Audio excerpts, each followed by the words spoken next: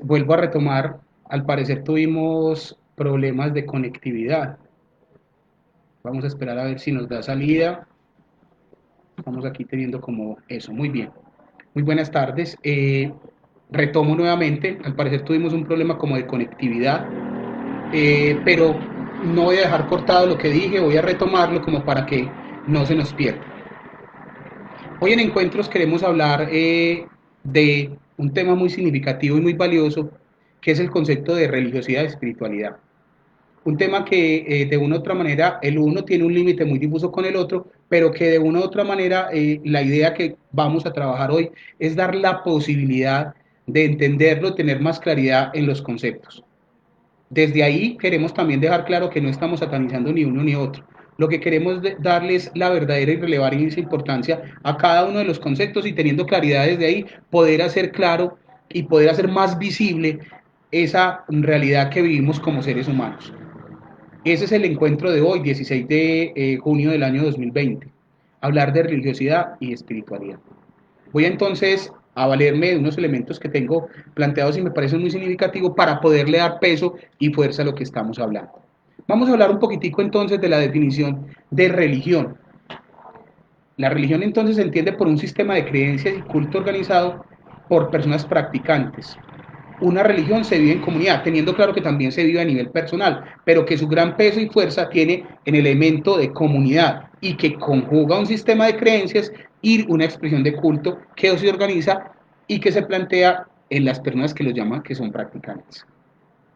Generalmente tiene una estructura social y responde a unas personas que en esa estructura social cumplen un papel preponderante. Están los sacerdotes, rabinos, pastores. También están los creyentes, o sea, los practicantes. Ahí está el grupo de personas que de una u otra manera pueden dar la expresión y la vivencia de eso. Tiene un conjunto de conocimientos que apoyan esas creencias y que le dan piso para que la gente pueda entender el por qué se cree o no en tal cosa, que son sus dogmas y doctrinas. Y tiene un elemento claro de un lugar donde se convocan las personas, donde se posibilitan las realidades y desde ahí se puede dar ese sentido. Entonces, ahí tenemos muy claro que se juega un papel importante en esa gran medida. Entender que desde ahí, en ese lugar, con esos elementos de conocimiento y con las personas que lo convocan, se genera una estructura de religión. Pero también ellos tienen injerencia y posibilidad en los elementos social y político. Y también responden a organizaciones sociales. Y desde ahí también pueden darle sentido y espacio en esa fuerza. También de esa estructura social permite vivir experiencias de carácter espiritual en cada una de las personas. Y que el concepto religión está abocado o unido a una palabra que es religare, que es estar atado, ligado, para poder servir, acompañar a una perspectiva de divinidad y a un ritual determinado. Entonces miren lo significativo de estos elementos. Creencias como tal, que viven los practicantes con una estructura social organizada, practicantes, sacerdotes, rabinos, pastores, lo que queramos pensar, con un conjunto de dogmas y doctrinas, que son los elementos de asidero teórico que le dan piso a la misma, y que tiene unos lugares en los cuales quienes practican esa religión pueden expresarla como tal. Lugares, templos y otros elementos como tal. Ahí hay un elemento clave y que le da fundamentación a otras acciones de carácter social y político, o sea, sociopolítico, que le dan sentido a lo que se hace. Llámese en la religión católica Cáritas, llámese Banco de los Alimentos, llámese Saciar, lo que conocemos como tal. O a asociaciones y grupos de laicos que están reunidos, o organizaciones como tal, o pensémoslo también en comunidades religiosas. Hay elementos muy claros. Hay tres cosas y son factores que definen a una religión. Uno, una creencia en una dimensión religiosa, o sea, esa dimensión le da muchísimo peso a eso que se hace. Dos, la observancia de un conjunto de rituales o prácticas religiosas. Si lo miramos desde nuestra perspectiva católico-cristiana, está definida por los sacramentos, por las celebraciones y ritos que tenemos y por las prácticas y ejercicios de piedad, que son muy significativos en nuestra vida, y que nos adherimos a un código o a una doctrina ética que surge de esas enseñanzas religiosas, que en nuestro elemento católico cristiano es muy claro en ese sentido. Pues tenemos un decálogo, los 10 mandamientos, pero tenemos también ahí una versión muy sintética que está estructurada frente al amor como elemento que sostiene nuestra fe. Amar a Dios como a ti mismo y amar a Dios sobre todas las cosas y al prójimo como a ti mismo. Entonces miren que ahí, en ese sentido del amor, nuestro código ético le da profundo piso a todas las cosas que realizamos. Qué interesante entonces entender eso, que nosotros nos basamos en eso, creencia en esa dimensión, observancia de un conjunto de rituales y prácticas y una adición a una doctrina y a un conjunto de doctrina de código ético que nos sostiene. Ahí las religiones tienen un gran peso y si lo miramos todas ellas lo tienen. Entonces si miramos a los judíos pues tienen a sus rabinos y ellos tienen sus prácticas religiosas y utilizan la kipá que se ponen en la cabeza muy similar a lo que es el solideo de nuestros obispos y tienen un lugar donde se reúnen que son las sinagogas. Entonces, podríamos hacerlo así, mirando en cada una de las prácticas religiosas o en religiones, digamos, lo que conocemos de otras épocas. Entonces, tienen unos lugares donde se reúnen, casas sobre la roca y todo ese tipo de cosas. Ahí hay un elemento claro de lo que es religioso. Pero vamos a darle una fuerza más grande a un elemento que parece clave en ese sentido. Y quiero hacer una expresión muy clara que le da mucho peso a esto. Hay personas que son muy religiosas pero poco espirituales y hay personas que son muy espirituales y poco religiosas. ¿Es bueno o es malo? No, yo quiero dejar claro que eso lo más significativo es que debe ser un adecuado equilibrio en esa perspectiva, porque como lo dije ahorita, en esas experiencias la espiritualidad es la que más emerge en ese proceso. Vamos entonces a hablar qué es espiritualidad. La espiritualidad es aquello que dota a la realidad y al sentido en la vida religiosa del creyente, que dota de realidad y sentido las experiencias que vive cada una de las personas. Entonces, vamos a ser claros. Si nosotros dotamos y le damos fuerza a esas experiencias que vivimos, no es lo mismo para nosotros el agua en cualquier perspectiva que en la perspectiva espiritual. No es lo mismo la mirada de un velón, de un cirio prendido, que para nosotros la significancia que tiene eso. Miren ahí lo importante, el peso fundamental de lo que de una u otra manera le tenemos que dar fuerza. Porque cuando dotamos y damos sentido a esas experiencias, las vamos convirtiendo en vivencias espirituales. Muchas veces la gente se queda en solo la expresión religiosa y no le da la fuerza espiritual que es la acción del espíritu en cada uno de los seres humanos. Vean lo significativo ahí. La magia no la tiene la vela, porque además no hay magia en la vela. La fuerza de la vela está en la experiencia de fe que hemos tenido en ella. Y no esperar y creer que desde ahí la gente se queda. Nosotros creemos prácticas de religiosidad que yendo a sobar un santo, entonces uno ve las imágenes de las iglesias que están a altura de cada persona, que están peladas en los bordes de abajo. Eso es una expresión de nuestra religiosidad, pero se necesita una concordancia y una unión directa en ese fenómeno espiritual. Entonces, a eso que le dotamos de sentido y a eso que le damos tanta fuerza y esencia de lo que somos, es lo que de una u otra manera le estamos dando fuerza desde lo espiritual. Cada persona empieza a tener una claridad frente a ese fenómeno. Nosotros tenemos entonces una dimensión, que ahorita hablábamos religiosa, pero también una dimensión de carácter espiritual. Y que esas capacidades del espíritu se van desarrollando en cada persona. Miren lo significativo de eso. porque entonces no nos quedamos con las personas, con lo que creemos y los lugares, sino que dotamos a los lugares, a eso que creemos y a las personas de un gran sentido. Eso es muy significativo en ese elemento espiritual, porque muchas veces lo que realizamos en la cotidianidad va desluciendo mucho el fundamento espiritual de lo que somos.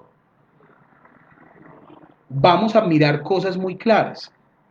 Hay seres humanos que no creen en nada, pero son profundamente éticos. Están manejando una vivencia de carácter muy espiritual, porque dotan de sentido todo lo que hacen. No matan, no roban, respetan al otro. Están dotando en el otro esa capacidad que se tiene. Y vámonos al otro lado.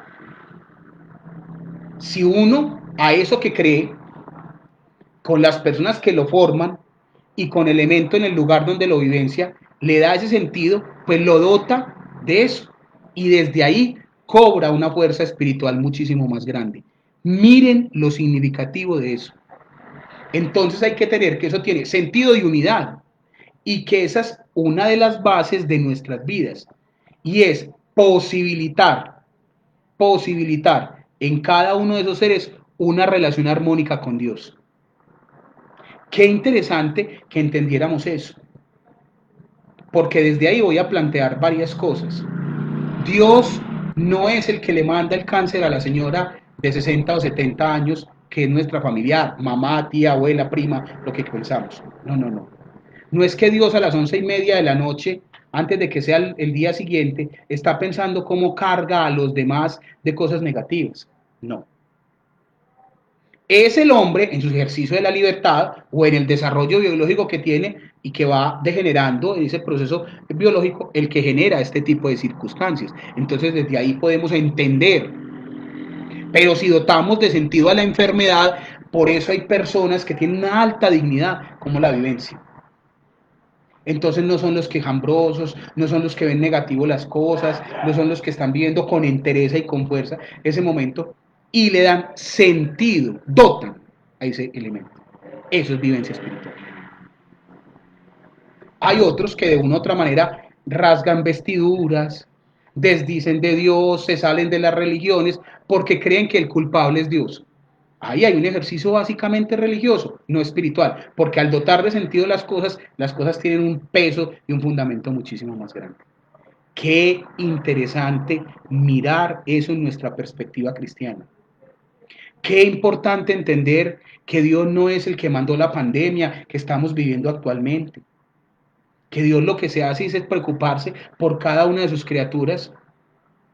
Entonces ahí sí se la pregunta. Pero entonces ¿por qué hay desigualdad en el mundo? Por una decisión humana, por la incapacidad de nosotros de dotar sentido al entender la cooperación, la solidaridad, la entrega, la posibilidad por el otro. No le da peso a eso. Ahí hay una clara realidad de eso. Pensemos etimológicamente entonces en esa palabra espíritu, que en hebreo se llama roá, que en latín se llama espíritu, que en griego se llama neuma, que significa soplo de aire o soplo animador. Ahí hay varios elementos, entonces encontramos cómo eso habla que le da mucha fuerza y que tiene elementos de carácter simbólico que permiten darle sentido a eso. Entonces, por eso se dice que ella es la llena del espíritu.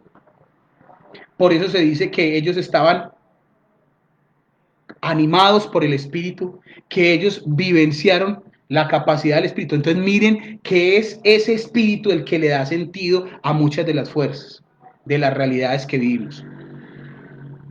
Si lo pensamos en la noche de ese momento especial de la Pascua,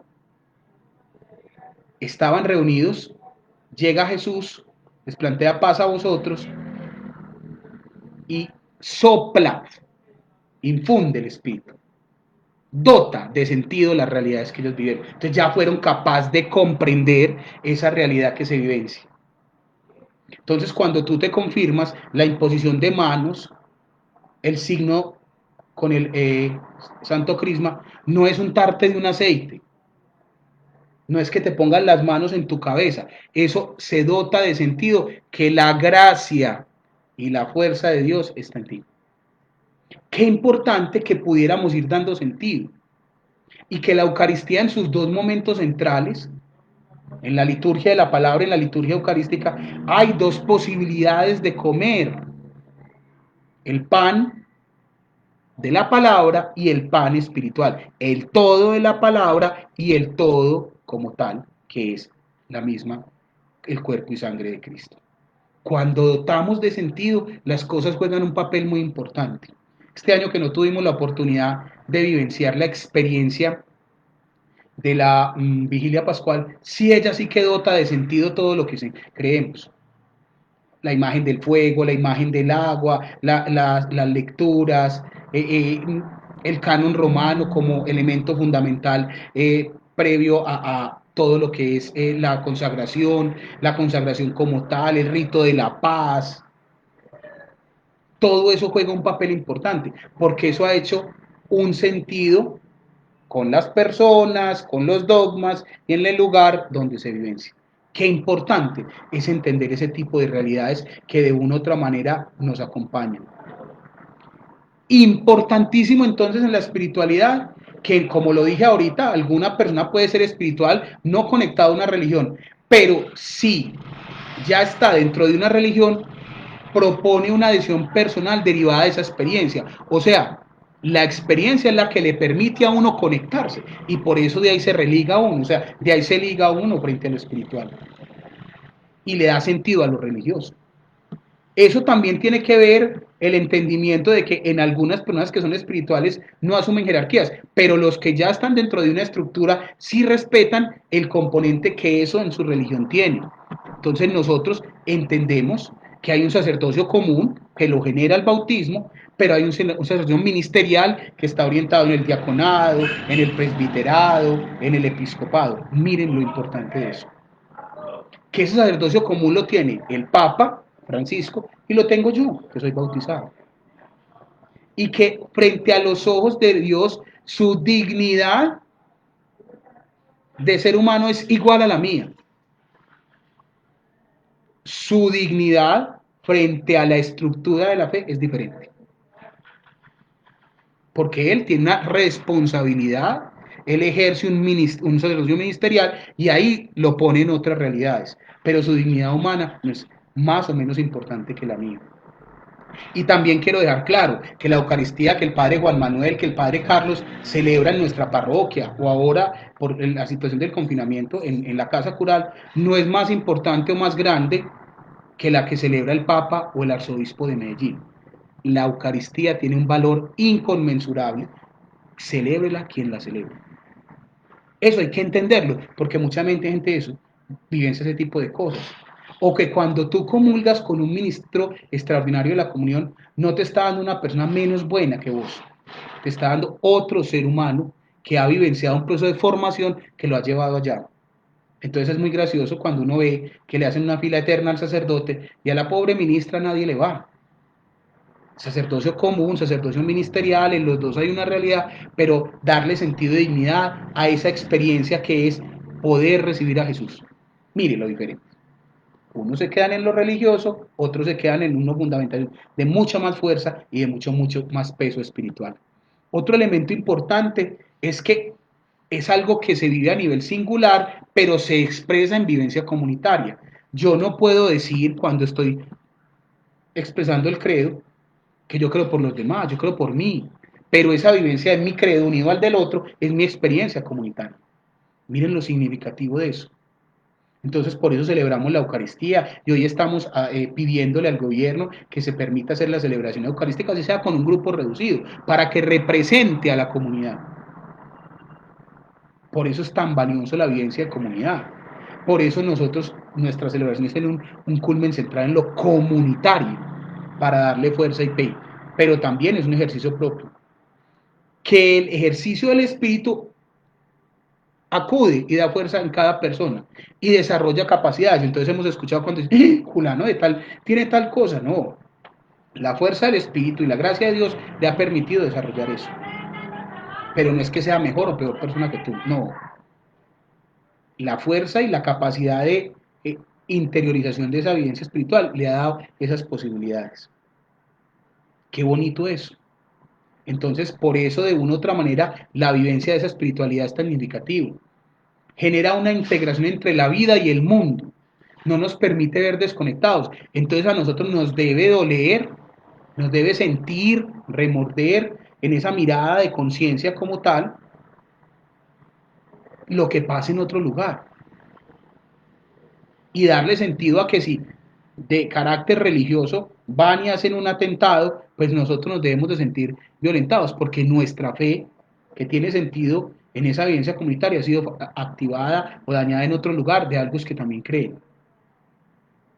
Qué importante es eso, entender que allá hay una vivencia comunitaria y que en ese fenómeno religioso hay una posibilidad de desarrollar capacidades humanas y no pensar que son mejores unos que otros. No, porque eso de dar puestos lo que hace es generar una cosa, genera una ansia de Dios, una búsqueda por lo sacro y lo divino, una conexión con lo artístico y con la creatividad. Entonces, por eso nosotros tenemos iconografía, por eso tenemos expresiones artísticas de la fe, y no están desconectados, porque lo espiritual tiene eso. Entonces uno mira que ellos tienen unos templos ordenados, organizados, los musulmanes, igual ocurren con los budistas, igual ocurren con ellos.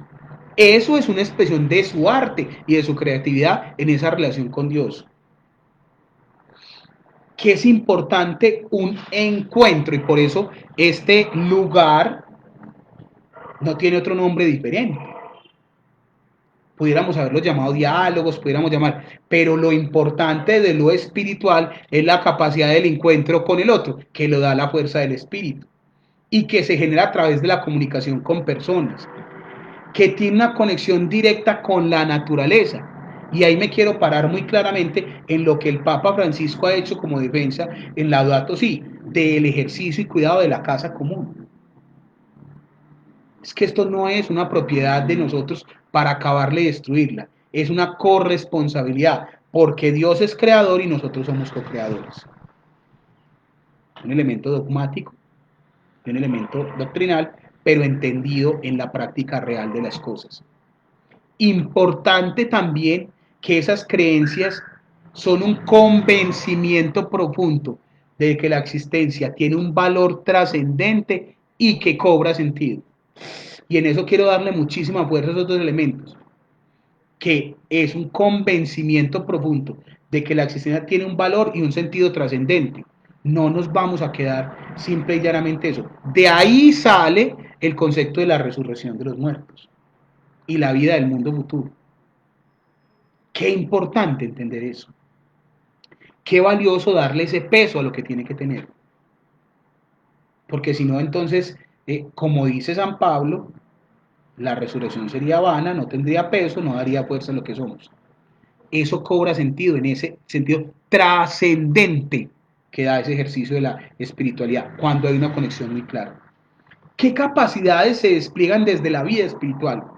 El espíritu ilumina, genera inteligencia, genera sensibilidad, genera una imagen de luz y afectividad, genera conciencia. Y la conciencia humana es intencionalizada. Entonces, por eso muchas veces oímos, uy, qué ser humano con negra conciencia, una expresión muy sin sentido, pero que se opera. Esa conciencia es la luz que ilumina tu vida. El espíritu presentifica, o sea, trae presencia a lo que estaba ausente, iluminado en esa vivencia de lo presente. Le da capacidad de luz a lo que estaba oscuro y lo que nos hace presente. Entonces, el espíritu permite eso. ¿Qué tan interesante es eso? Mientras que la comunidad de nuestros primeros cristianos en ese cenáculo tenían miedo, cuando llega la presencia de la luz en la persona de Cristo, pues da fuerza y da sentido. Ellos ya salen tranquilamente, sin miedo, y ya no tenían miedo de morir, porque ya eso hizo presente en su existencia. Otro elemento muy claro es que el Espíritu te abre al mundo, no te deja con una capacidad pequeñita de ver las cosas. Nos permite entender las dinámicas del mundo y nos permite abrazar. Por eso nuestra iglesia es católica, apostólica y romana, Ese concepto de católico es universal, de abrazar a los otros y no verlos como un enemigo. Eso tuvo un elemento muy claro en otros momentos históricos y que de ahí nuestra iglesia fue muy humana, desde el Papa Juan Pablo II, desde el Papa Benedicto y el mismo Papa Francisco, de reconocer dónde nos habíamos equivocado. El Espíritu nos permite reflexionar a nosotros mismos, nos da esa capacidad de mirar hacia adentro. Para un cristiano, el hecho de que maten personas no puede ser una cosa muy normal, porque es que está acabando la dignidad del otro. Y muchas veces nos quedamos en ese sentido tan pobre de nuestras vidas. Qué cosa tan importante eso. Y que muchas veces de una u otra manera eso afecta nuestra realidad. Ahorita veo un mensaje que me escriben de John Jairo, me parece muy curioso hablar de ese fenómeno de religiosidad popular. Entonces, desde ahí hay un elemento bien significativo, entender que esa mirada sobre nosotros mismos nos hace pensar diferente y nos amplía horizontes. Nosotros no nos quedamos, y voy a utilizar eso como el caballo cerrero, que no va sino para un solo lugar y no ve sino una cosa, no. Al vivir la experiencia espiritual abrimos y podemos ver 360 grados y con una gran fuerza y profundidad lo que estamos viendo. El espíritu nos permite reflexionar entre el ritmo de lo que es único y múltiple. O sea, de ahí sale esa vivencia de que nosotros entendamos la mirada, entender desde el espíritu el fenómeno trinitario de Dios, por ejemplo, que de una u otra manera cobra muchísimo peso en nuestra existencia. El espíritu da principio a nuestra vida. Solo existimos viviendo y eso es muy claro. No podemos pensar que nuestra existencia no, esa existencia marca fuerza en la vivencia de lo que somos. Y eso tiene que ver mucho elemento teológico, antropológico, filosófico. Y qué significativo cobra de peso eso en nuestra existencia. Y se queda desde ahí. Voy a retomar dos elementos para avanzar, y es el elemento de la religiosidad popular, que tiene que ver más con las prácticas socioculturales que con un verdadero sentido y arraigo de lo que se debe trabajar en la vivencia de la espiritualidad. Muchos conocieron el catecismo del Padre Astete, un catecismo muy bonito que le daba mucho sentido, pero que de una u otra manera le fundamentó muchas de esas realidades a nuestras personas. Qué bonito es leerlo contra el catecismo hoy de la Iglesia Católica, un documento amplio, grande, doctrinalmente fundamentado. No es que el otro no lo fuera, sino que el otro simple y llanamente respondía a una serie de elementos. La religiosidad popular le ha dado sentido a muchas de esas cosas, pero la vivencia de la espiritualidad le da sentido a lo que somos.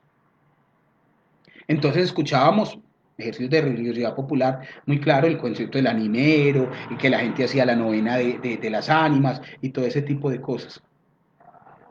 Quien ya le da fundamento a la vida eterna es entender que ya no se queda solamente con ese fenómeno.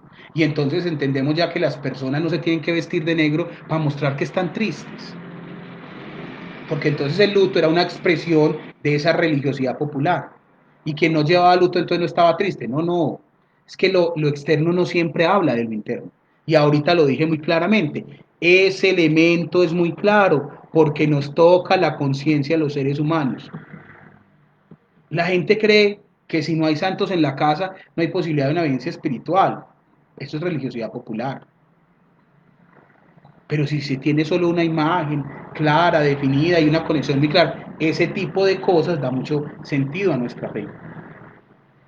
Antiguamente pues se decoraban las casas con el corazón de Jesús. Muchos tenemos esas prácticas, yo personalmente las asumo y me gusta, pero si no lo tienen no dejan de ser muy cristianos y no dejan de ser personas espirituales y con un peso muy grande.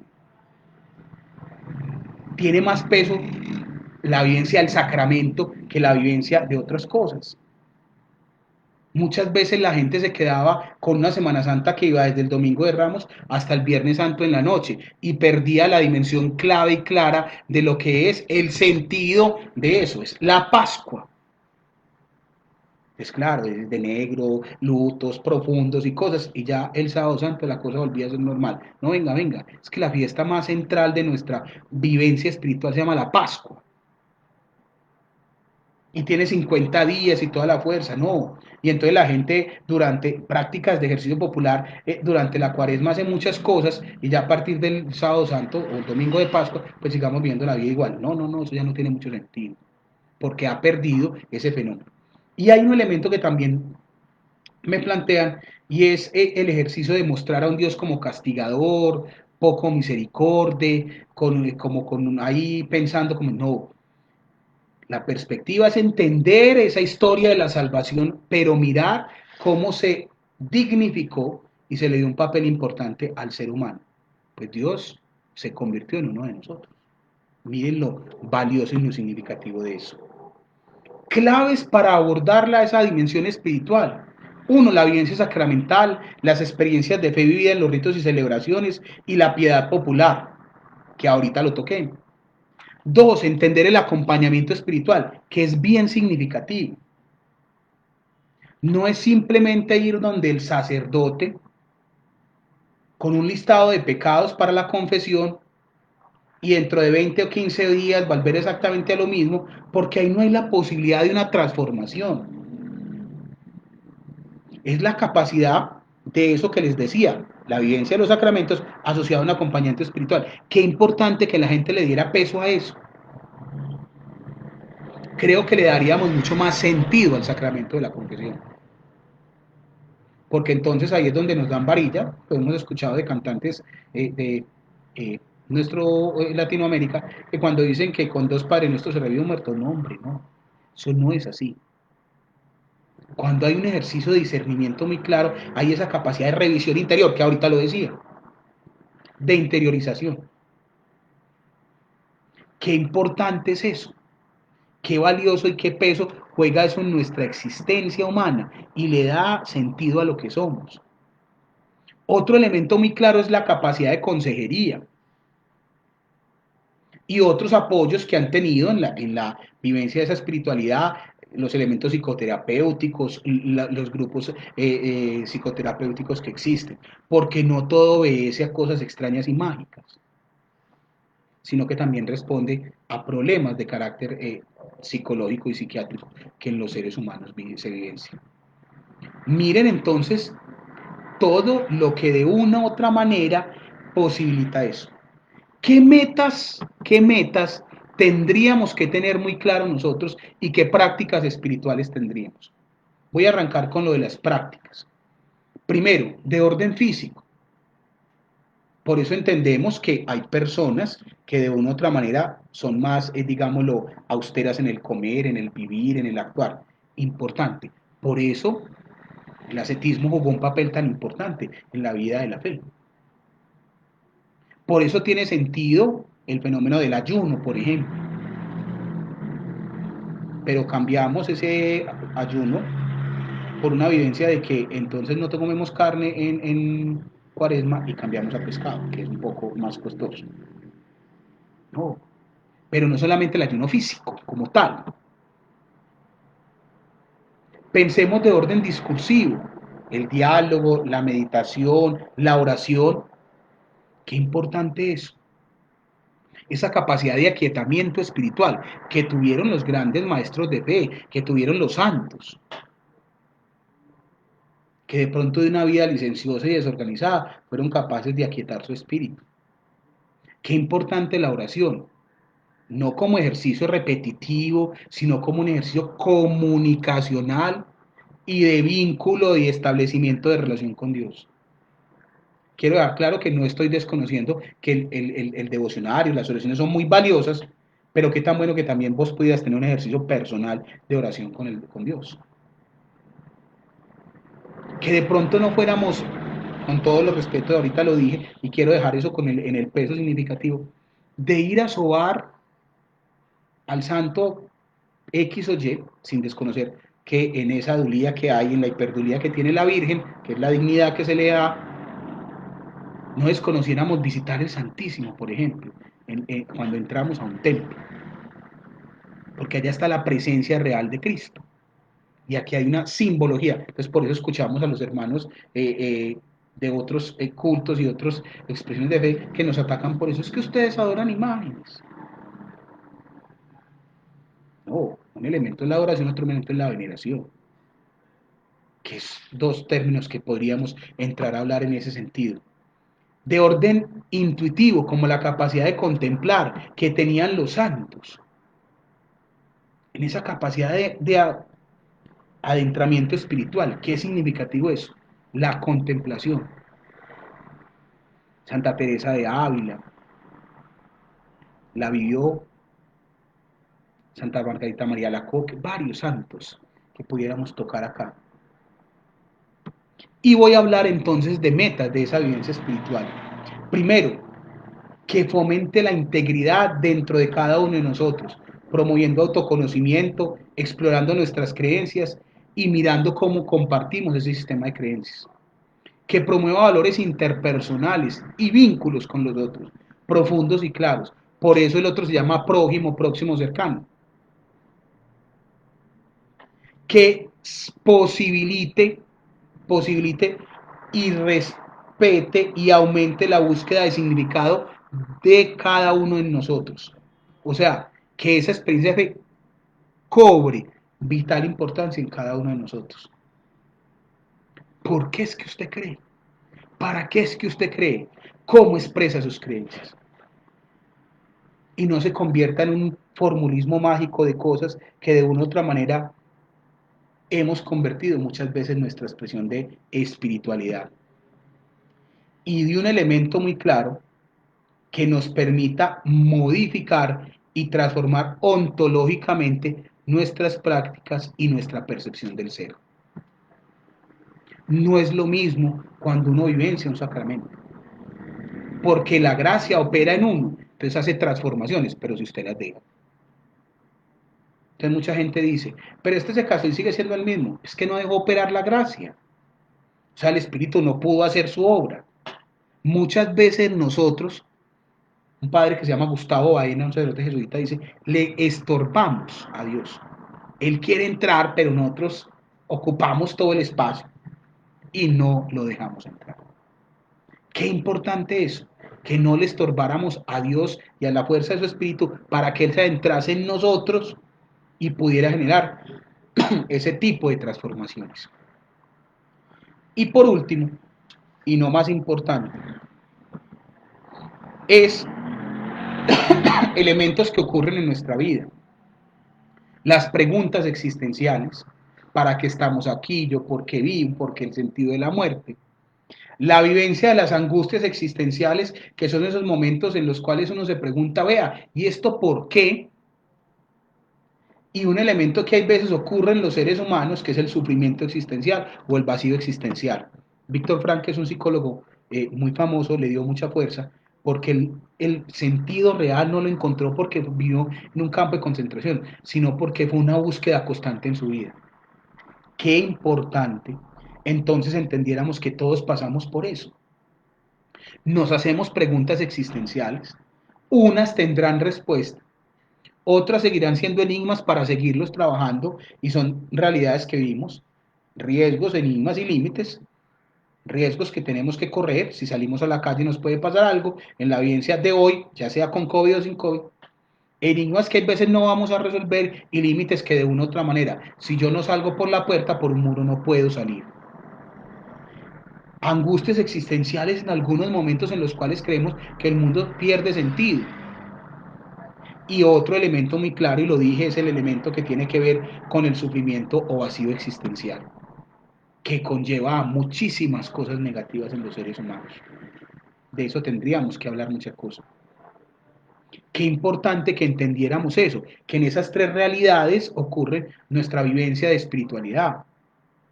Entonces, por eso de adolescentes entramos en claras preguntas existenciales. Ve, ¿yo para qué creo? Y entonces cuando se muere un familiar podemos generar angustia existencial. Pero yo como era de creyente y como somos de buenos aquí y todo eso. Pero también podemos llegar a ese límite de ese sinsentido espiritual, ese sufrimiento existencial, ese vacío que de una u otra manera ocurre en los seres humanos y que nos lleva a otras circunstancias muy negativas. Quiero entonces cerrar con esto. Podemos entonces concluir que las creencias religiosas unidas a esa dimensión espiritual han constituido y constituyen un elemento fundamental en la construcción de nuestro ser humano, de nuestro pensamiento y de lo que de una u otra manera le da sentido a nuestras vidas. Qué importante es eso. No es entonces más lo religioso, no es más importante lo espiritual, es una conjunción muy interesante, una amalgama, una capacidad de rueda dentada que posibilite movilizar las cosas. Sí que sea la invitación para no quedarnos en el simplismo religioso, en creer por creer, no darle sentido a esas creencias. Y quiero repetir eso último que dije, que las creencias se unen a esa dimensión espiritual y que han constituido y constituyen un elemento en la construcción del ser, del pensamiento y del sentido que somos. Somos seres espirituales, conectados con una religión, o sea, con algo que nos liga y que le permite entre los dos dar sentido a nuestra existencia. Los invito entonces a que en esa vivencia de nuestra vida permitamos en esa dimensión espiritual y en esa dimensión religiosa darle mucho sentido a lo que somos. Quiero ofrecer disculpas porque ahorita hubo una dificultad, se paró, pero como esto es tecnología y lo estamos acabando de construir en el mundo, digo así, pudimos vivir esta experiencia.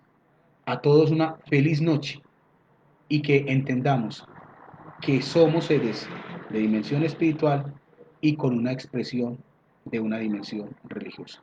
Buenas noches.